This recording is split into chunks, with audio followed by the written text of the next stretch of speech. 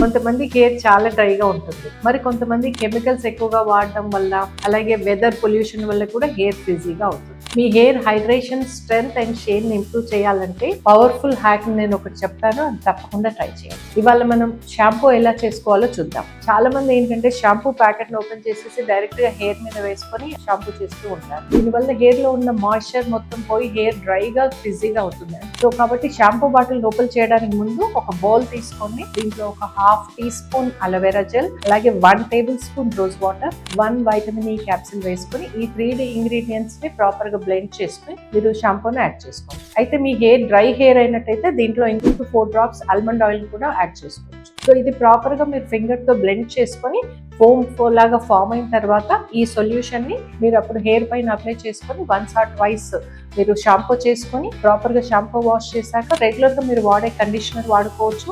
అలాగే hair wash complete అయి dry అయిన తర్వాత సీరం వాడే అలవాటు ఉంటే అది కూడా వాడుకోవచ్చు. సో ఈ ప్రొసీజర్ మీరు ఫాలో అయినట్టయితే మీ హెయిర్ క్వాలిటీలో వచ్చే డిఫరెన్స్ ఎలా ఉందనేది మీరే నాకు చెప్పండి.